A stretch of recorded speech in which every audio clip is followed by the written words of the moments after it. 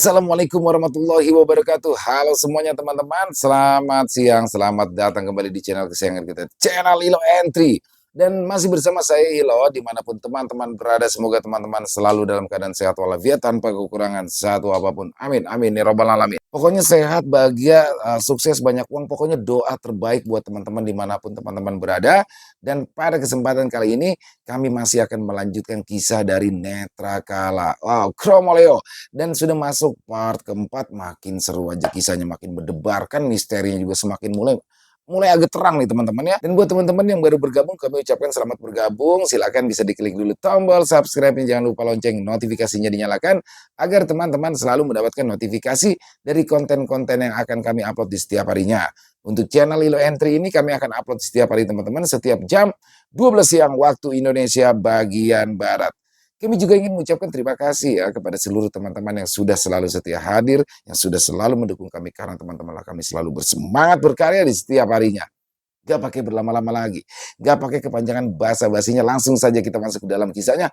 Dari halaman belakang rumah Bang Ilo, kita menuju ke Jawa Tengah.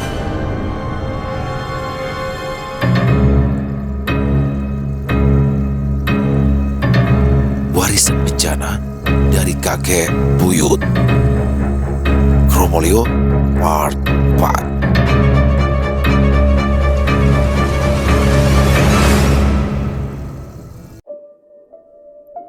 Aku hanya berdiri di ambang pintu, mencari keberadaan Rati. Namun, yang kutemui hanya kesunyian. Beberapa kali aku menyorot senter ke segala sisi, bahkan ke arah keranda di ujung ruangan. Ingin sekali rasanya aku pergi dari tempat ini. Tapi hanya Rati, satu-satunya orang yang bisa membantuku menemukan bocah sialan itu. Aku terlonjak kaget. Spontan ku sorot keranda bambu di ujung ruangan. Sial, kenapa siluet yang ditimbulkan dari cahaya senter membuat bulu kuduku meremang hebat? Bayangkan saja, seorang diri di makam tua dengan keranda bambu dan semua kejadian yang baru saja ku alami. Kalau bukan karena sakti, aku tak sudi berada di tempat ini lagi. Rati, panggilku saat mendapati ada sesuatu yang bergerak pelan. Bodoh, tidak mungkin Rati bersembunyi di dalam keranda itu. Bergegas, aku melangkah meninggalkan tempat terkutuk itu. Persetan, jika itu Rati, aku sudah muak sekali dengan semuanya. Hingga saat aku hendak melangkah meninggalkan Cungkup, sekelebat bayangan muncul di benakku. Gambaran di mana Sakti sedang beringkuk ketakutan. Sial, umpatku kembali menoleh ke arah Cungkup. Bagaimana ini? Aku sama sekali tak punya pandangan akan pergi kemana. Apa aku kembali saja ke rumah Nekmar? Seakan kejadian aneh tak bisa hilang begitu saja. Belum sempat aku berjalan menjauh, sayup telingaku menangkap suara gamelan dari dalam Cungkup. Keningku berkerut, menatap kembali ke arah Cungkup. Tenang, tenang Sita. Mungkin itu hanya suara radio dari desa. Ucapku lirih menenangkan diri. Cering. Aku tersentak kaget. Tak berani mengalihkan pandangan dari pintu Cungkup. Berhadap ada seseorang selain diriku. Kutengok ke belakang, namun yang kutemukan hanya keheningan, bahkan suara hewan pun tak terdengar sama sekali. Cering, cetar. Suara itu kembali muncul. Tapi tunggu. Aku mengenali suara terakhir. Sakti, ucapku lirih, teringat dengan suara cambukan yang sering bocah itu mainkan. Tanpa berpikir, aku berlari ke arah Cungkup, membuka pintu dan langsung masuk ke dalam. Namun yang terjadi justru membuatku diam terpaku. Kini kudapati ada beberapa orang, termasuk Sakti, dengan pecut dan mainan kuda lumpingnya. Bodoh, aku tidak menyadari sejak kapan lampu di dalam Cungkup ini menyala, padahal sebelumnya ruangan ini begitu gelap. Cering, star. Sakti dengan lincahnya menari, melompat mengikuti irama gamelan. Ia mengapit kuda lumpingnya, membuatku begitu takjub sampai lupa dengan apa yang kulihat tidaklah nyata. Sakti berhenti. Ia menoleh ke arahku, dan disinilah aku baru tersadar kalau bocah itu bukanlah Sakti, melainkan seorang bocah dengan banyak berdarah di wajahnya, bibirnya robek hingga ujung telinga, giginya runcing tak rata. Dengan mata putih begitu mengerikan, bocah itu kembali menghentakkan kakinya dan terus menatap ke arahku. Bocah itu kembali menari. Semakin lama, gerakannya semakin cepat, bahkan aku sampai dibuat pusing dengan suara yang ia timbulkan. Niat hati ingin memintanya untuk berhenti menari, tapi belum sempat aku membuka mulut, terdengar bunyi gong yang memegahkan telinga. Tersentak, dari mana semua ini muncul? Kenapa aku bisa melihat hal-hal seperti ini? Gusti, tolong, gong. Suara gong itu kembali berbunyi. Kini bocah laki-laki itu berdiri diam, tangannya mengacung ke arah keranda. Terlihat 7 buah kepala ditaruh tepat di sisi keranda, mulai dari Pak Suhar, Najib, Om Panca, Sakti. Apa itu? Kenapa ada sesuatu yang membuat nyaliku benar-benar menciut? Kemudian yang paling membuatku takut, tanpa kusadari, keenam orang pembawa keranda itu sudah berdiri berjejer tanpa aba-aba. Salah satu dari pembawa keranda itu bergerak perlahan tanpa suara. Kepalaku menggeleng cepat, memintanya agar tidak melakukan apapun, tetapi percuma. Laki-laki pembawa kendi itu terus saja bergerak. Bahkan dengan santainya ia mengguyurkan darah dari dalam kendi ke masing-masing kepala. Kemudian ia menatapku. Ia mengambil satu benda yang tak bisa kulihat bentuk dan rupanya, lalu memberikan kepada bocah itu. Tolong, tolong, siapapun tolong. Batinku menjerit ketakutan. Entah dari kapan, dalam sekedipan mata, bocah itu sudah berdiri tepat di hadapanku. Lalu ia mengangkat tangan kecilnya ke atas, seolah memintaku untuk melihat benda yang ia bawa. Seketika aku menjerit tanpa suara. Gila, bagaimana bisa kepalaku ada di situ, penuh dengan darah, bahkan bau busuk menguar begitu hebat. Kematianmu, bisik bocah itu dengan seringai yang benar-benar mengerikan. Sita, ucap seseorang. Bersamaan kurasakan ada sentuhan di pundakku. Aku tersentak. Semua lenyap. Bahkan suara gamelan itu juga hilang bagai ditelan bumi. Rati, tanyaku kaget. Rati tidak menjawab. Ia terus menatapku dengan pandangan aneh dan tak terbaca. Siapa kamu? Tanyaku sekali lagi. Rati bergeming. Justru ia menarik rambut panjangnya ke depan dan menyisirnya dengan jemarinya yang lentik. Rati, sentakku. Cungkup ini adalah makam dari sesepuh desa. Dia mati di sini, di atas makam ini. Kepalanya terpotong dengan posisi duduk bersila. Ucap Rati tiba-tiba. Apa maksudmu? Tanyaku sekali lagi. Dulu sekali, ada sekelompok orang yang sudah hampir putus asa dengan keadaannya. Bahkan keserakan mereka membuat hidup orang sengsara. Lanjut Rati tanpa menghiraukanku. Semua manusia itu sudah dibutakan oleh dunia. Mereka meminta kepada yang tak semestinya. Disinilah aku menjaga mereka agar tak bisa keluar. Lanjut Rati. Menjaga apa? Jangan membual, ucapku mulai tak tahan. Kromoleo, kata Rati sambil menuju ke arah keranda. Sebelum aku sempat bertanya lebih jauh, Rati sudah berbicara lagi, kali ini dengan suara keras penuh penekanan. Cari anak laki-laki itu, ingat, sampai malam Selasa Kliwon, kalau tidak akan terjadi lagi. Kromoleo menjadi penanda, ucap Rati. Aku mengerjap, tak menyangka setelah mengucapkan kalimat panjang, sosok perempuan itu hilang tak kemana. Demi bangsat, umpatku langsung berlari keluar Cungkup. Aku sudah benar-benar muak sekarang. Bagaimana bisa aku menjadi seperti ini? Dan kini sudah jelas, Rati memang bukan manusia. Sekarang apa yang harus aku lakukan? Kemana aku harus mencari Sakti? Dan kenapa pula aku harus diperlihatkan semua ini? Teriakku kencang sampai menggema dengan keras. Nafasku memburu, ingin sekali menumpahkan semua kemarahan dan ketakutan ini. Tapi pada siapa? Dan bagaimana aku menyelesaikan ini semua? Sudah tahu apa sebetulnya tempat ini? Ucap seseorang dari kegelapan. Kusorot senter ke arah sumber suara tampak. Seorang laki-laki berdiri dalam keremangan pohon, tangannya bersedekap di dada, raut wajahnya datar, pandangannya terus menatap ke arah Cungkup. Najib, panggilku kaget. Sudah bertemu dengan apa yang kamu cari? Hmm? Masih menganggap jika tempat ini adalah kamar tidurmu? Tanya Najib sambil berjalan mendekat ke arahku.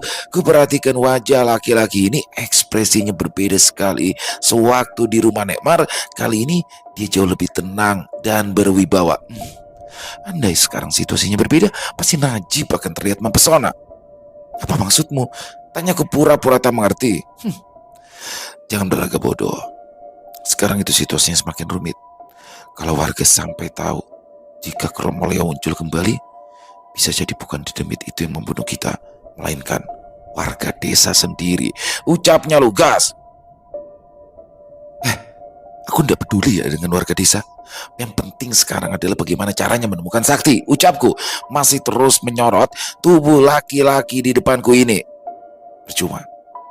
Anak itu tidak akan ketemu. Mau dicari dimanapun juga tidak akan ada hasilnya, kata Najib. Aku maju selangkah, mencengkram baju Najib. Pandanganku terpanjang lurus ke manik matanya. Gimana Sakti? Tanyaku penuh penekanan. Najib menghempaskan cekalanku dengan kasar. Jangan sembarang menuduh, Ndoro Putri, kata Najib. Lalu apa maksudmu bicara seperti itu? Tanyaku sengit. Kalau Kromoleo menandai orang-orang yang bakal menjadi korban, bagaimana kalau dedemit itu juga bisa menuntun kita kepada siapa yang sudah melakukan ini semua? Tanya Najib serius. Aku terenyak. Sedikit lebih lama mencerna kata-kata Najib. Aku tidak paham. Semua kejadian ini benar-benar di luar logika manusia. Dari mimpi, pertemuan dengan Rati, kejadian bersama Sakti. Bagaimana caranya? Tanyaku penasaran. Bukankah kamu mendengar suara mereka? Ucap Najib. Maksudmu? Tanyaku bingung. Melo, Opopati, kata Najib lirik. Dahiku berkerut. Maksudmu? Aku harus mengikuti kemana mereka pergi? Tanyaku. Najib mengangguk singkat. Tapi bagaimana? Tanyaku bingung. Sebentar. Maksudku bagaimana cara mengikuti dedemit? Bukankah mereka tak kasat mata? Ide macam apa ini? Kita lakukan satu ritual agar kamu bisa seutuhnya melihat mereka. Bagaimana? Kalau memang kamu bukan pengecut, aku yakin Sita yang berani ini bakal mau melakukan semuanya demi Sakti. Ucap Najib. Ku pertimbangkan sesaat. Otakku berputar dengan cepat.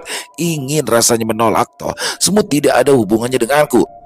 Aku tinggal pergi ke kota pun mereka tak bakal bisa menemukanku. Tapi sekelebat bayangan Sakti muncul, membuatku spontan mengangguk. Baik, kalau begitu ayo kita lakukan, ajakku. Najib menggeleng. Kenapa aku harus ikut? Atau kamu berharap aku mau menikah denganmu? Tanya Najib. Aku melongo. Sedang bicara apa dia? Bukankah tadi yang memintaku untuk melakukan sebuah ritual? Kamu yang memulai, maka kamu juga yang harus mengakhiri. Aku tak sudi masuk ke tempat terkutuk itu, kata Najib penyeringan. Cuk, katakan saja bagaimana caranya, biar kulakukan sendiri, ucapku sambil menoleh ke arah cungku. Sejenak aku pikir, aku melihat ada bayangan Rati berdiri di sana, walau tak terlihat jelas ekspresinya. Ambil kain yang diikat di salah satu rangka keranda, ambil bambunya juga. Setelah itu, ikuti kemana Kromoleo itu pergi. Saat kamu tahu korban yang dituju, tancapkan bambunya di depan rumah itu, kata Najib. Hanya itu, tantangku. Mulai muak dengan laki-laki ini. Najib terlihat mengangguk. Ada satu pantangan. Saat kamu melakukan itu semua, jangan sampai Kromoleo tahu kalau kamu mengikuti mereka, katanya serius. Bagaimana maksudnya? Jangan sampai Kromoleo tahu kalau aku sedang mengikuti mereka. Tapi bagaimana caranya? Jangan membual. Demit itu bakal tahu kalau aku mengikuti mereka. Tugasku. Benar kan? Selama ini aku cukup sering melihat film horor, dan dengan pemikiran logis pun tak mungkin kita bisa membodohi Demit. Sita, aku mendengar dari Panca kalau kamu adalah wanita yang cerdas. Tapi sepertinya ungkapan orang tolol lebih cocok untukmu. Aku sudah bilang kan, kita lakukan ritual. Cemooh Najib. Jangan berbelit-belit ya bangsat. Katakan saja, ritual apa itu? Umpatku mulai meledak. Najib tampak mempertimbangkan. Kepalanya meneleng ke kanan dan ke kiri bergantian, seolah sedang menilaiku. Yakin? mau melakukan ini semua? Tanya Najib. Sudahlah, jangan banyak bicara. Katakan saja, umpatku jengkel. Benar-benar manusia ini, kenapa malah mengulur waktu dan berbuat sesuatu yang tidak penting? Baik, tapi berjanjilah untuk mengikuti semua perintahku. Apapun yang ku minta, kamu tak boleh menolak. Dan jika sudah melakukan ritual ini, kamu tak boleh berhenti di tengah jalan. Ucapnya. Aku mengangguk kaku, mengiyakan semua yang diucapkannya. Kalaupun bukan karena sakti, mana mungkin aku mau. Sekarang kita pulang ke rumah nenekmu. Dan jangan bilang apapun, faham? Ucap Najib sambil berpaling dan mulai melangkah pergi. Aku diam, bertanya-tanya apa yang akan dilakukan oleh laki-laki ini. Kembali ku tengok ke arah Jungkup dan ternyata Rati masih berdiri di sana, memperhatikan kami sedari tadi. Setelah kembali ke rumah Nekmar, ternyata ku dapati rumah sudah penuh dengan beberapa tambahan orang. Assalamualaikum, ucap Najib. Waalaikumsalam, jawab mereka serempak. Sita, bagaimana? Tanya Bule Fatma.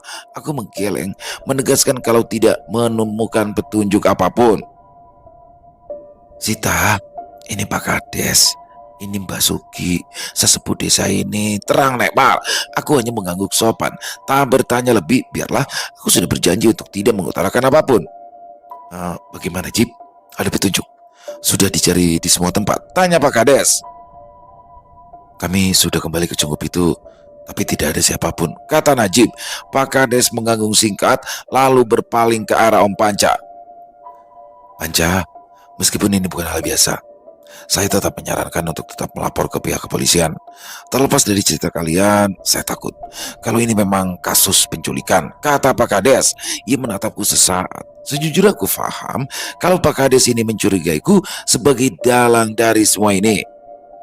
Tapi bagaimana kalau anakku benar dijadikan tumbal? Tanya Bule Fatma gemetar. Shh, jangan bicara sembarang, pinta Nekmar langsung mendekap Bule Fatma. Aku akan mencoba berkomunikasi dengan mereka, ucap Mbak Sugi. Mereka? Siapa?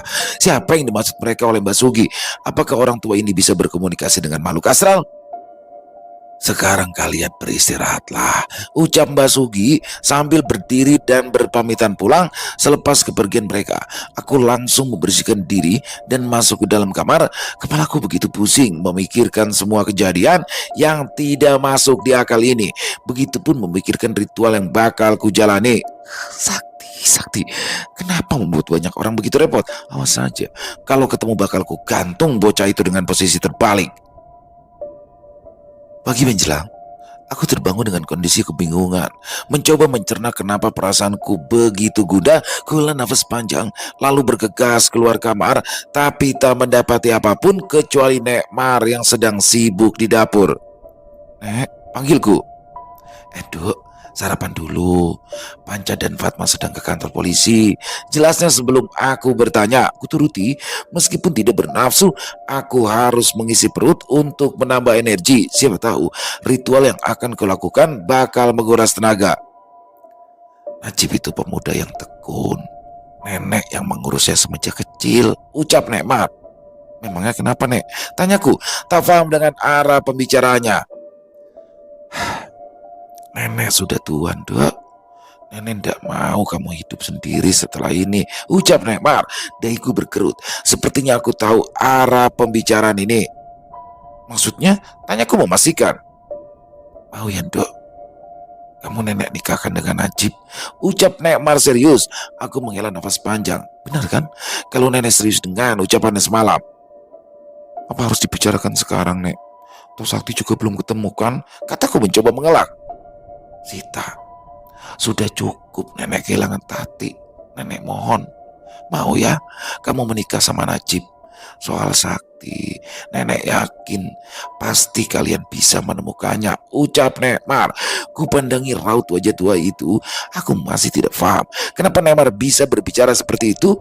Tapi harus aku mengalah? Toh aku tak pernah mengenal Najib. Menikah itu bukan hal yang main-main. Ya sudah, terserah nenek saja, jawabku akhirnya. Ya, lebih baik seperti ini dulu. Baru setelah Sakti ketemu, aku akan membicarakannya lagi. Matur nuwun Yanduk, ucap Nek Mar sambil memeluk erat. Setelahnya aku kembali ke kamar, berniat pergi ke Cungkup untuk mencari petunjuk. Namun saat hendak pergi ternyata Najib sudah berdiri di teras rumah. Ayo, ucapnya saat melihatku dan langsung melangkah pergi. Aku tak menjawab, jengkel dengan sikap laki-laki itu. Kalau bukan karena sakti, aku tak bakal sudi menerima perintahnya. Beberapa menit kami berjalan, akhirnya sampailah kami di sebuah rumah sederhana di mana dindingnya hanya separoh, sisanya tertutup oleh papan kayu. Rumah siapa? Tanyaku. Najib tidak menjawab. Ia sekedar menggerakkan dagunya, memintaku agar masuk ke dalam.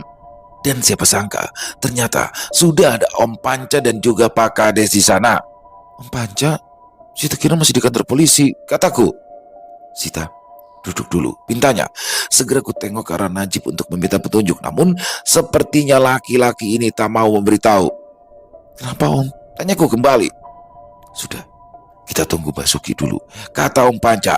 Beberapa menit kami hanya diam, sibuk dengan pikiran masing-masing hingga sudah siap, ucap suara serak dari arah dalam rumah. Aku berpaling, bergantian menatap Om Panca, Najib, dan Pak Kades untuk meminta penjelasan kepada mereka. Tetapi tak satu pun membuka suara. Siapa apanya? Tanyaku penasaran. Sita, maaf karena sudah meminta hal yang besar. Tapi tolong bantu Om untuk menemukan sakti, ucap Om Panca getir. Loh, memangnya dari kemarin kita ngapain? Main petak umpet? Tanyaku. Mereka semua diam. Terlihat Om Panca begitu geluh untuk berbicara. Om, tanyaku sekali lagi. Om Panca menghela nafas, matanya tertuju tepat ke arahku. Semalam Najib sudah memberitahumu soal ritual itu, tanya Om Panca. Aku mengangguk kaku, menunggu penjelasan darinya. Aku tak mengerti. Bukannya Najib meminta untuk tidak menceritakan apapun? Kenapa Om Panca tahu tentang ritual itu? Apa kamu bersedia? Tanya Om Panca. Langsung aja Om. Apa yang harus kulakukan untuk bisa menemukan sakti? Ucapku tak sabaran. Om Panca tampak mengumpulkan keberanian. Cukup lama aku menunggu ucapannya. Menikahlah dengan Najib dan lakukan ritual itu, ucap Om Panca dalam satu tarikan nafas. Hah? Menikah? Maksudnya apa? Tanyaku kebingungan, bergantian menatap satu persatu orang yang ada di sana. Jangan salah sangka, aku tidak pernah kau minta ini semua. Kalau bukan karena aku sudah ditandai, aku pun tak sudi. Lihat saja dandananmu, jauh dari kata menawan. Tukas Najib kejam. Aku melotot ke arahnya. Jauh dari kata menawan, katanya. Apa kabar dengan dandananmu? Sebentar Om. Tolong jelasin dulu, ucapku mencoba setenang mungkin. Om Panca menarik nafas. Ia menoleh ke arah Basuki yang diberikan anggukan persetujuan. Dulu sekali pernah terjadi hal serupa. Warga desa dihebohkan dengan kemunculan dedemit membawa keranda. Satu persatu warga meninggal dengan kondisi tak lazim, ucap Om Panca. Terus apa hubungannya aku harus menikah dengan orang itu? Tanyaku sambil menunjuk ke arah Najib. Dok, sabar, ucap Basuki saat aku mulai menyela. Kamu ingat kenapa memimpikan Kromoleo dan juga ibumu? Tanya Om Panca. Memoriku mundur ke belakang, mengingat mimpi yang kualami beberapa waktu yang lalu. Kejadian di mana aku selalu melihat sosok ibu yang tergantung di atas sebuah keranda bambu. Tidak akan pernah lepas ikatan yang terjadi antara Kromoleo dan keluarga kita. Seharusnya ibumu yang melakukan ini semua, tetapi dia memilih untuk pergi. Kami hanya bisa menahan agar dedemit itu tidak keluar dari tempatnya. Tapi sepertinya semua berubah.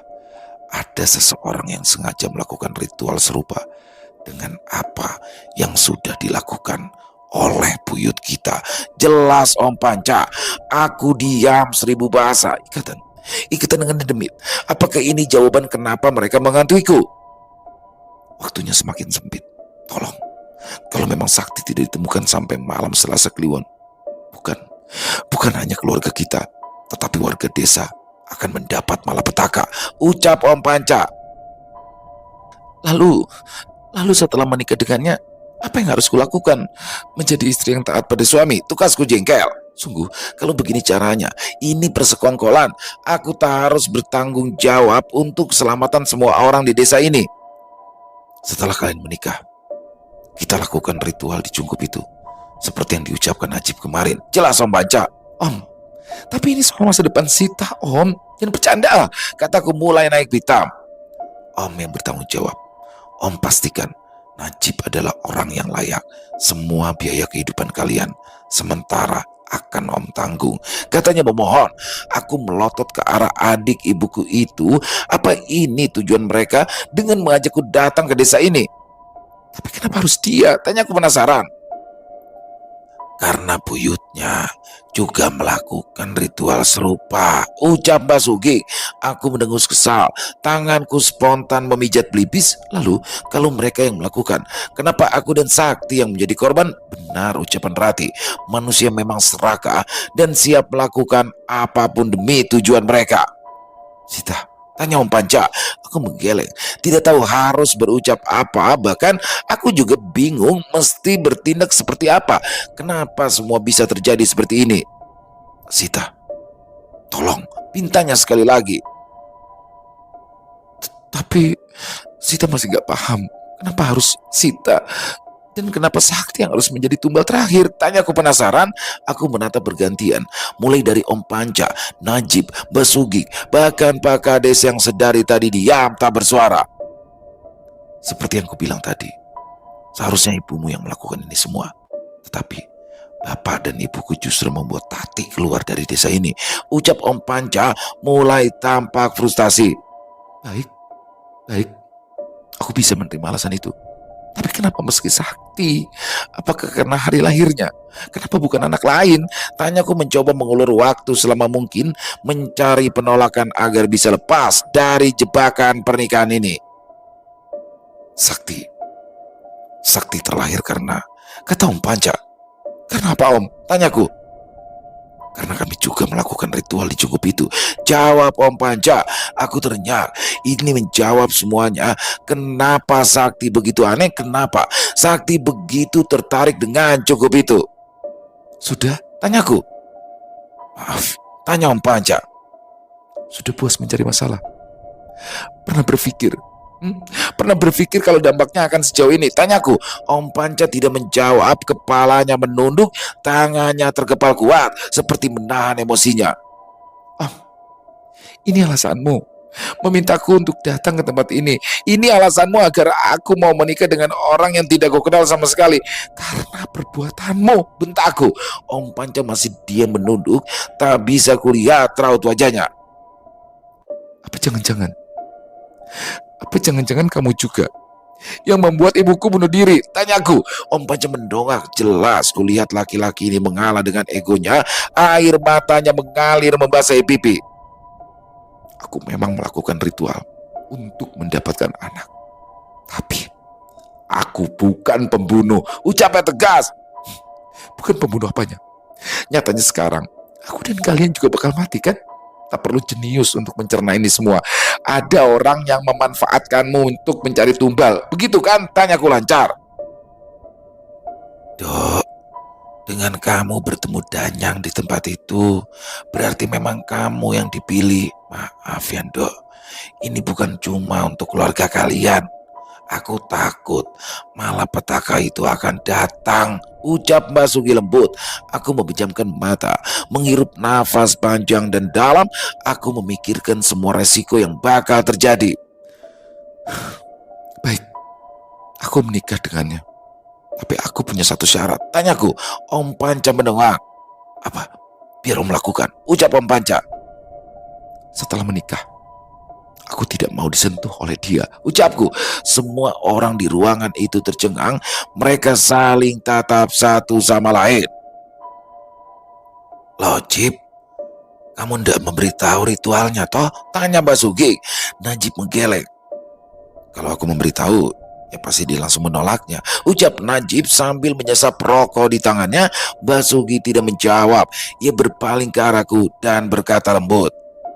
Duk, salah satu syarat agar ritual itu berhasil adalah dengan sepasang suami istri yang sudah melakukan hubungan badan, ucap Basuki.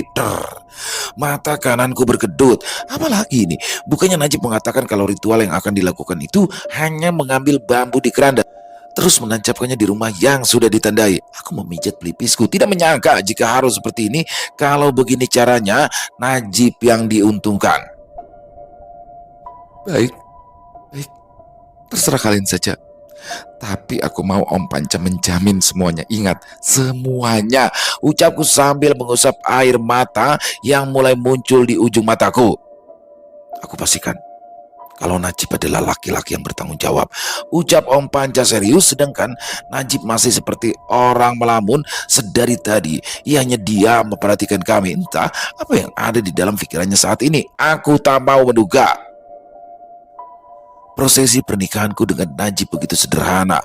Aku tak memakai riasan apapun. Upacara sakral itu hanya dihadiri oleh beberapa orang saja.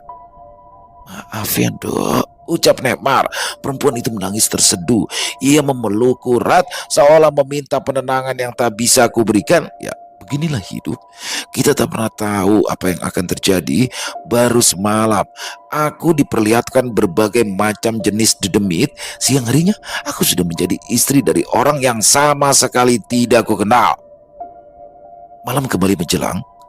Aku dan Najib sudah melakukan semua yang diperintahkan oleh Mbak Sugik, meski tanpa rasa.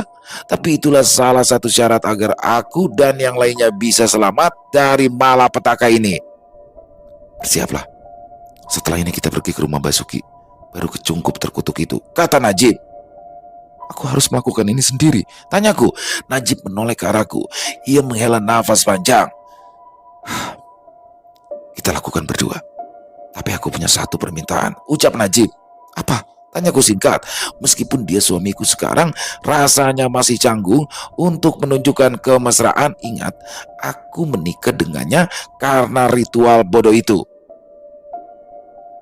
Jangan menangis kalau aku benar-benar mati, ucapnya sambil nyengir memamerkan giginya. Sial, baru saja menikah sudah menjanda, ucapku spontan. Kami saling tatap lalu tertawa bersamaan.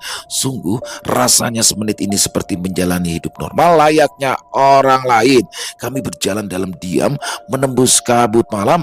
Masing-masing dari kami menggenggam senter untuk menerangi jalanan. Apa tidak ada warga yang tahu kalau Kormola itu muncul kembali? Tanyaku. Mungkin mereka sudah menyadari, tapi menolak untuk tahu. Lagi pula, masalah ini memang disimpan rapat-rapat, ucap Najib. Lalu, bagaimana kalau dalang dari semua ini menyadari apa yang sedang kita lakukan? Tanyaku, sambil berusaha menghindari genangan air. Najib berhenti mendadak. Ia menoleh ke arahku, tatapannya seperti orang linglung. Panggilku panik, takut laki-laki ini kesurupan dedemit kampung. Najib mengerjak. Aku tadi sudah matiin kompor belum ya? Tanya Najib. Bangsat, umpatku langsung mendahuluinya. Mau kemana? Tanya Najib. Cungkuplah, mau kemana lagi? Tugasku saat berbelok ke arah ladang. Kita ke rumah Mbak Suki dulu. Setelah semua siap, baru kita ke Cungkup, ujar Najib sambil menarik tanganku, tetapi langsung ketepis. Ya, meski aku sah menjadi istrinya, tapi masih ada penolakan untuk disentuh olehnya. Aku bisa sendiri, ujarku dingin. Najib hanya mengangkat bahunya, tak berkomentar lebih. Aku tahu rasanya kehilangan orang tua, kata Najib di belakangku. Terus, sautku tanpa menoleh. Entahlah, mungkin aku sekedar bersimpati kepadamu. Orang tuaku juga meninggal dengan cara yang sama, kata Najib. Itu pilihan mereka. Kalaupun aku tahu itu bakal terjadi, mungkin air mata ini tak bakal keluar untuk menangisi tindakan bodoh mereka, kataku penuh penekanan. Najib tak menjawab, bahkan tak ku dengar langkah kakinya. Kenapa? Tanyaku saat mendapati Najib masih diam di tempatnya. Panca benar, kamu memang tidak punya hati, katanya lalu berjalan mendahuluiku. Tak punya hati? Siapa yang tak punya hati? Kalau aku tak punya hati, mana mau aku melakukan ini semua? Kampret memang si Panca. Sesampainya di rumah Mbak Suki, ternyata orang-orang sudah berkumpul di sana. Duk, panggil Nekmar, memintaku untuk duduk di sampingnya. Aku menurut. Segera ia memelukku dengan erat. Setelah ini selesai, tinggallah di desa ini. urus ladang peninggalan kakekmu, ucap Nekmar. Najib melongo. Sedang aku tampak tak peduli. Paling ladang milik kakek juga tidak bisa menghasilkan apa-apa. Serius Bude? Tanya Najib tak percaya. Nekmar mengangguk, sedang Najib langsung bersyukur sejadi-jadinya. Apa begitu senang? Tanyaku lirih pada Najib. Loh, kamu gak tahu? Ucap Najib. Aku menggeleng, membuat semua yang ada di sana menatapku aneh. Ladang milik kakekmu itu adalah yang paling besar di sini. Jangan dikira nenekmu itu orang miskin, bisik Najib. Alah, paling juga cuma sepetak, buatmu aja. Kataku tak peduli. Sepetak gundulmu. Ladang milik kakekmu itu hampir separuh desa ini. Tukas Najib, mataku membulat sempurna. Separuh desa. Kenapa ibu tidak pernah bercerita? Kenapa malah memilih hidup sederhana kalau memang dia anak orang berada? Ya sudah buatku, ucapku dengan mata berbinar menatap Nekmar penuh kasih. Mata duitan, kata Najib. Sudah, kalian bisa bermesraan setelah urusan ini selesai. Sekarang persiapkan diri kalian. Tukas Om Panca, aku hanya mendengus. Bermesraan apanya? Nyatanya setelah laki-laki itu puas dia langsung pergi meninggalkanku, batinku dongkol. Sudah siap semuanya, kata Mbak Sugi. Maka dia sebelum datang. Tanyaku penasaran. Dia sedang ada urusan. Penting sekarang kita lakukan ritualnya, ucap Mbak Sugi. Setelah itu, ritual kembali kami jalani. Kali ini aku dan Najib dimandikan dengan berbagai macam kembang. Mbak Sugi juga menyalakan kemenyan dan dupa di atas anglo dan mulai berputar-putar mengelilingi kami. Sungguh, kalau bukan karena sakti dan nenek, aku tak sudi melakukan ini semua. Sekarang, kalian pergilah ke Cungkup. Lakukan ritual serupa di depan makam dan di depan keranda. Kalau Danyang itu muncul, segera berikan kain ini. Baru kalian ambil kain yang terikat di keranda, ucap Mbak Sugi serius. Lalu setelah itu, tanyaku, jantungku mulai berdegup kencang. Ini pertama kalinya aku melakukan sesuatu yang berhubungan dengan hal gaib secara sadar. Apalagi jika ritual ini berhasil, mata batinku akan terbuka seutuhnya. Aku tak bisa membayangkan bagaimana jadinya kalau aku terus bisa melihat hal-hal yang mengerikan seperti itu. Bawa kendi dan beras kuning ini, campurkan dengan kain dan tanah dari makam itu, lalu basuhlah ke wajah kalian, ucap Mas Sugi. Setelah itu menunggu Kromoleo itu muncul, lalu menancapkan bambu di rumah yang sudah ditandai. Tebakku, Mbak Sugi mengangguk. Semalaman ini kalian akan terus mengikuti di demit itu. Ketika mereka berhenti di satu rumah, sebarkan juga beras kuning yang kalian bawa, kata Mbak Sugi. Lalu, bagaimana kalau mereka tahu apa yang sedang kita lakukan? Tanyaku. Ada kemungkinan mereka bakalan tahu. Tetapi selama kain yang diberikan oleh Danyang itu masih ada, kalian aman. Dan ingat Sita, cuma kamu yang mendapat petunjuk di mana dia bakal muncul, ucap Mbak Sugi serius. Aku memandang ke arah Najib. Raut wajahnya tak bisa ditebak. Aku tahu gilirannya nomor 2 setelah Pak Suhar. Kami berangkat dulu, kata Najib berdiri dari duduknya, sedang aku langsung mengikuti laki-laki itu. Selepas keluar dari rumah Mbak Sugi, cuaca tak berpihak, udaranya dingin berkabut, ditambah rintik hujan yang membuat suasana makin mencekam. Kami berdua berjalan pelan, sengaja tak menyalakan senter agar warga desa tak mengetahui apa yang sedang kami lakukan. Jib, panggilku. Kenapa? Tanya Najib tanpa berpaling. Kenapa bukan Om Panca yang melakukan ini semua? Tanyaku penasaran. Karena dia sama seperti buyut kita. Jiwanya sudah ternoda untuk urusan duniawi. Meskipun dia melakukan ritual pembukaan mata batin, itu tidak akan berhasil. Jelas Najib. Aku ingat sekarang, saat Kromoleo muncul di Cungkup, hanya dia yang tidak mendengar suara bisikan mereka. Lalu, setelah ini selesai, apa Sakti bakal ketemu? Tanyaku.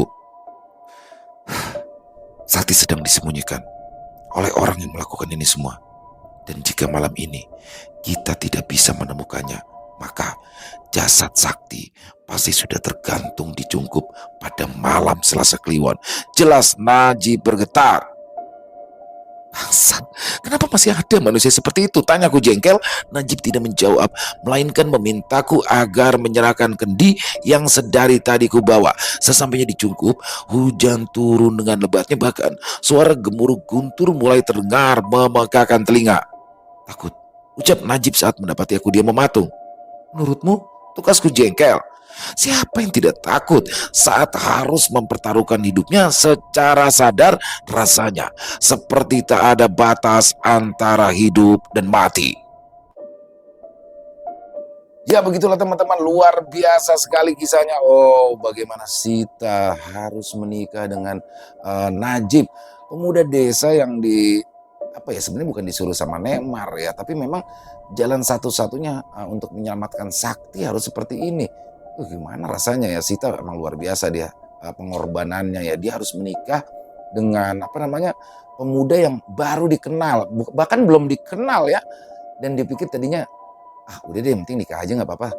Tapi ternyata itu dia harus melakukan dulu itunya. Jadi nggak bisa dibayangin deh gimana rasanya melakukan terhadap orang yang dicintai, dan semua demi Sakti, demi warga desa, demi untuk terlepas dari Kromoleo itu sendiri. Dan bagaimanakah apakah ritual ini berhasil untuk menyelamatkannya? Dan ternyata ini adalah kayak turun temurun tuh. Jadi semua permasalahan yang timbul ini karena apa yang sudah dilakukan oleh orang tua dan buyut mereka dulunya. Jadi seperti turun temurun. Dan kenapa sih harus Najib ya? Karena Najib juga sama, keluarganya dulu sudah melakukan hal itu. Pokoknya besok part terakhir teman-teman. Finishnya besok. Bagaimanakah misteri ini akan terkuak? Pokoknya buat teman-teman besok jangan sampai ketinggalan buat Kromoleo part 5 tamatnya. Dan kami juga sekali lagi mengucapkan terima kasih kepada Netrakala yang sudah mengizinkan kami untuk membawakan kisah luar biasanya. Dan buat teman-teman yang suka dengan karya tulis dari Netrakala, silakan bisa mengunjungi karya karsa dari Netrakala di sana. Kisahnya keren-keren banget teman-teman. Dan semoga teman-teman para pecinta penikmat horor misteri terhibur dengan kisah barusan, terutama para subscriber dari channel Ilo Entry. Buat teman-teman mungkin yang punya komentar lain, yang mungkin punya pendapat lain, silakan bisa menuliskan di dalam kolom komentar, ataupun hanya sekedar saling menyapa. Insya Allah kami akan menjawabnya satu persatu. Dan buat teman-teman yang suka dengan videonya, bisa diklik tombol like atau tombol jempolnya, boleh dong share link videonya ke teman-teman yang lain agar juga ikut merasa terhibur. Buat teman-teman sekali lagi, buat yang baru bergabung atau yang sudah lama bergabung tapi lupa nih belum diklik tombol subscribe ya, ayo dong diklik dulu tombol subscribe, jangan lupa lonceng notifikasinya dinyalakan agar teman-teman selalu mendapatkan notifikasi dari konten-konten yang akan kami upload di setiap harinya. Dan untuk channel Ilo Entry kami upload setiap hari teman-teman, setiap jam 12 siang waktu Indonesia bagian Barat. Dan di akhir kata, saya Ilo mengucapkan permohonan maaf apabila mungkin dalam pembawaan kisahnya barusan ada kata-kata saya yang salah, ataupun ada kata-kata saya mungkin yang kurang berkenan di hati teman-teman. Saya mohon dibukakan pintu maaf yang seluas-luasnya. Dan sampai berjumpa lagi besok jam 12 siang, Kromoleo part 5 tamatnya. Jangan sampai ketinggalan teman-teman. Masih bersama saya Ilo. Salam sehat, sukses, bahagia selalu untuk kita semua. Wassalamualaikum warahmatullahi wabarakatuh.